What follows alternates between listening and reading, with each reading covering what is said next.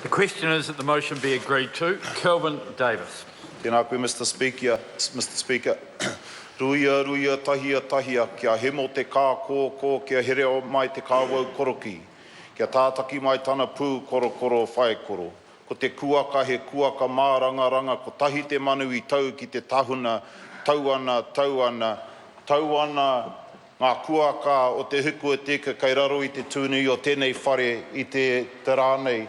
Nā reire e oku whanaunga rauranga tira mā mai Ngāti Kuri te au pauri ngai takoto te rarawa. Tēnā koutou nau mai, haere mai, whakatau mai. Whakatau mai nei, piko ngia mai ngā tini mate kei rungi o koutou pokowhiwhi. Ko rongo ake nei ngā ingoa o wētahi, pērā ia Dame Whina, pērā ia Matu Rata, pērā ia Gloria Inanahira, ia Ngārita Mete, ia Dame Emily. Rātou katoa mā koreo e tae taka huatia ngā ingoa katoa, engari piko ngia mai rātou katoa. Hei utaina mai ki rongi ngā mate o te motu kia tū hono ai rātou te hunga wairua ki te hunga wairua kia tū taki ai rātou. Pēnei ia tātou te hunga ore e tū hono ana, e tū taki ana. Nā reira, tēnā koutou. Mr. Speaker, yesterday as I left the tangi for Ngārita Mete, Shane Jones's wife, I was at the airport in Kirikiri, and there were a number of people from Te Hiku who had to come down to Kirikiri to fly out. And I listened to their stories, and I see Errol Murray up there.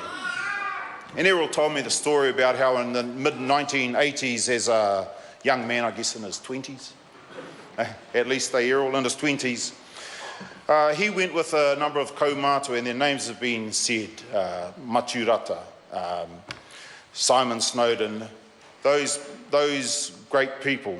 And he said his job was just to be the driver. He just drove them around from hui to hui as they talked about whether to settle or not, the pros and the cons. Now here he is as a young grandfather.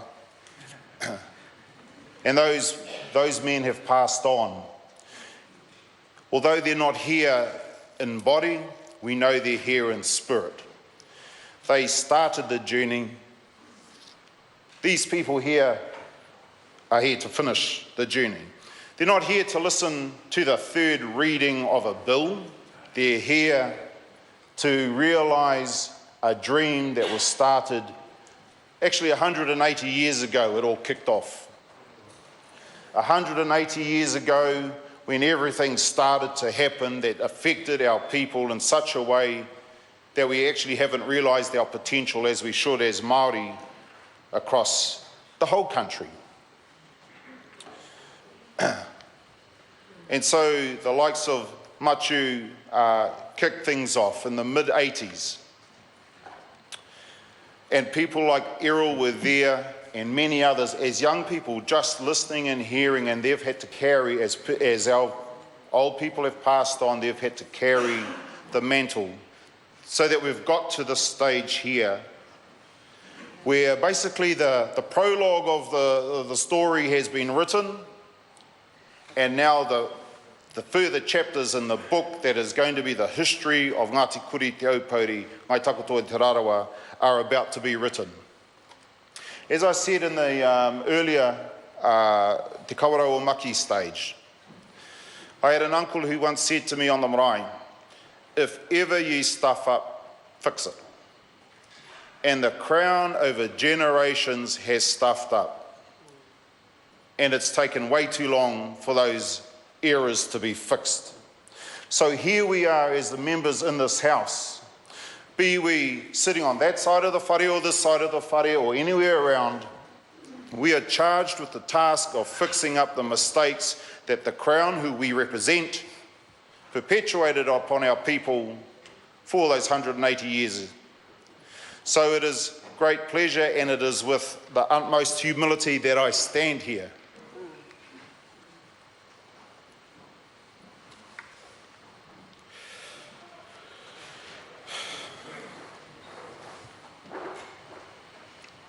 And take take part in this great day.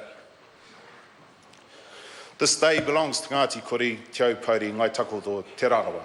Let's not let anything else that's going on around our rohe diminish from the fact that this day has arrived after way too long. I was sitting with John Paitai yesterday at the airport. We were colleagues. He was the deputy principal at Kaitaia College. I was the principal of Kaitaia Intermediate School. He now happens to be the principal of Bay of Islands College, an auspicious educational institution, I must say. Their first 15 of 1984 was well led. Didn't actually lose to Kaitaia College at all. 3 wins, 2 draws. But John was telling me about his parents. He said they gave their lives for this kaupapa, for this cause, to see this through. And there are so many others who have done that. And it's all, who is it for? Actually, it's for those young people sitting in the other room over there from Te Kura Taumata o Pangaru, Te Rangiane Niwa, Te Kura o Pukemiro. That's what this is all happening for. Not so that these people up here can really benefit, but so those young people, those mokopuna, those rangatahi, so that they can move forward. And those kura are doing a fantastic job, and I hope those young people, and you're listening, that you're going to be the people that are going to take this mantle that these people up here have negotiated for you, taken the settlement and moving it into the future so that your mokopuna can also benefit and grow and thrive and reach their potential, not just in Te Hiku o Te Ika, but throughout New Zealand and throughout the world. I thank the Minister for his comprehensive summary of everything that has occurred. You know, it just defies belief that people can lose so much and yet still survive. When we look at Ngāti Kuri, for instance, who did not sign the Te Tiriti o Waitangi. At the time of Te Tiriti, tikanga Māori, and for many years, tikanga Māori just prevailed. That was the way it was. And then these people turn up. And they just start changing the rules. They start alienating Ngāti Kuri from their land. They start alienating them from their reo, their tikanga, their traditions, so that by 1890, in fact, over 70% of Ngāti Kuri's land had been alienated. And then, of course, the Native Land Court turns up and they have their hearings and land is surveyed out and only 10 people could own any piece of land, and that was all set up just basically so the land could be just chopped and divvied up and partitioned off. And of course the surveys that went on, they all cost money, and people who didn't have money were charged, and so they went into debt, and so they had to sell more land to pay off that debt, and it was just a snowball effect. Ngāti Kuri repeatedly asked for the return of their land and repeatedly denied. It's due to the Crown's actions and omissions that Ngāti Kuri were left with very little land and fewer economic opportunities. Te Au Pauri, the story is very similar.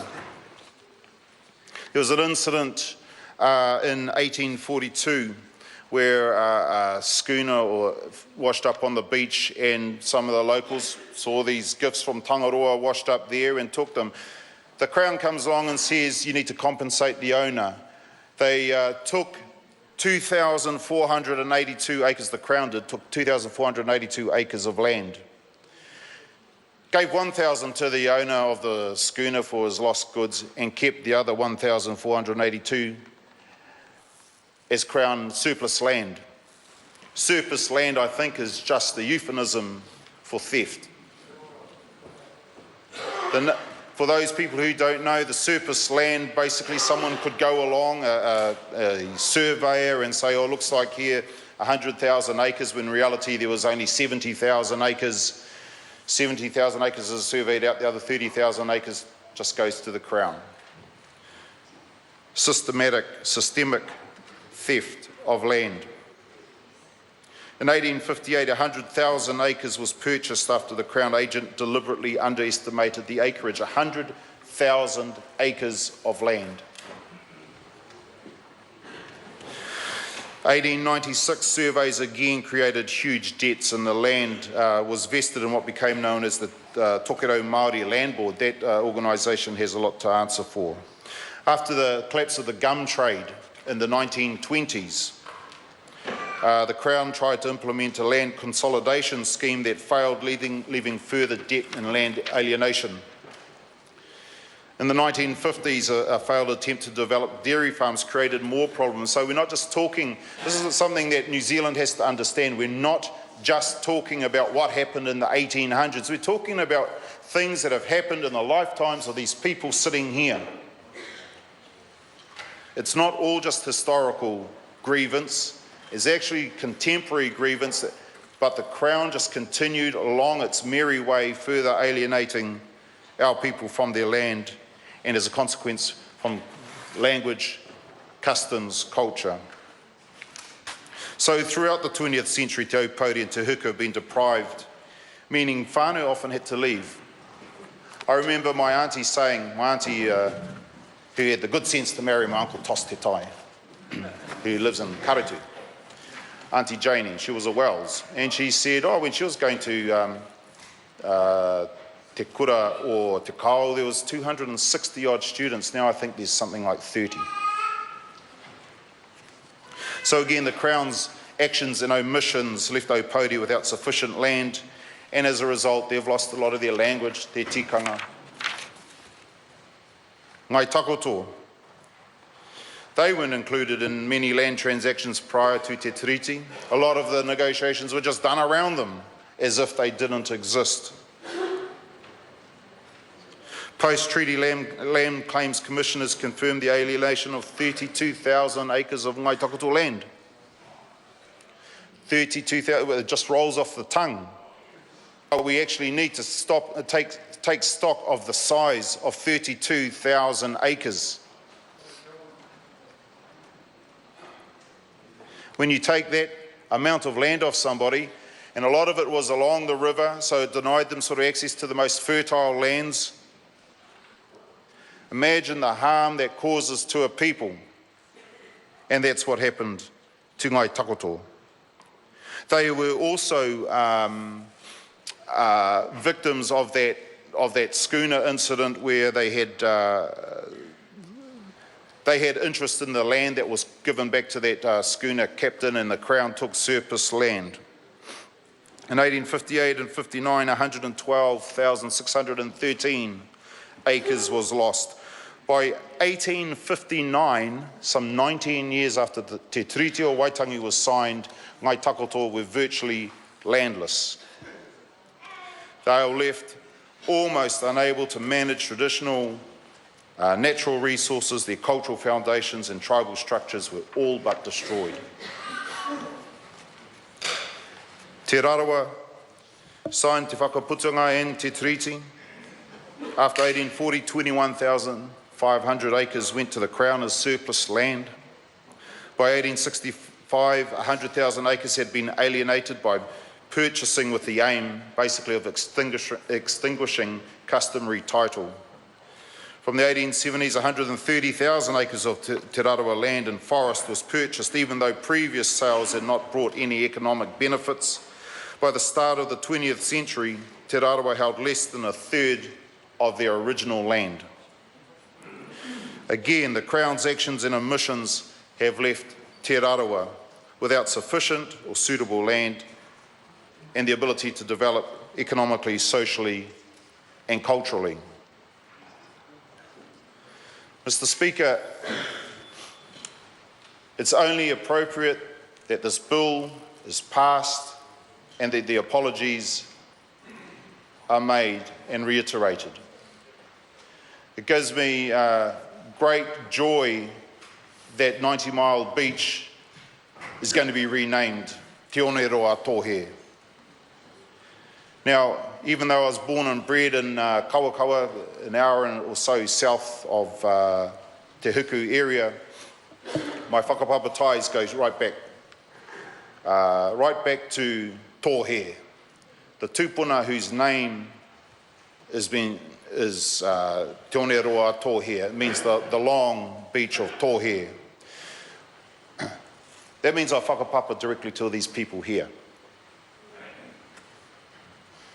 Te Oneroa Tōhe has extensive spiritual meaning to us. It is what we call te ara wairua, the spiritual pathway. Yesterday at the tangihana in Kohukohu, I was able to recite mai I whāro, ki waimumiha ki ngā pai ki te pāutea, ki ngā tamarā waho ki te arai ki whakate haua, kia wai pakaru, kia wai kanai, kia kohanga ti, kia kauai parawa, kia te neke. It's the length of the Te Oneroa Tōhe. And those are the names of the places that our spirits pass by as they head up the west coast. From te neke, ka haere rātu kia haumu, kia māringi noa, kia waingurunguru, kia motu ōpau I herangi, kia waitarau, kia o te werahi, kia tarawa maumau, kia ngātua peruperu. Heki iho I te pukera, ki te waioro tāne, ki te waiwhero rata, ki te wāhi e kia nei ko moi tatau ara ko te rerenga o ngā wairua. It has immense spiritual connection to us as Māori, and it is only appropriate that the name is restored and also that the board set up to protect and look after Te Oneroa Tōhe happens. It's not going to be just a group of Māori who turn up and start laying down the law in terms of Te Oneroa Tōhe. It's half made up of representatives from Te Hiku tribes and half made up the council, the regional council.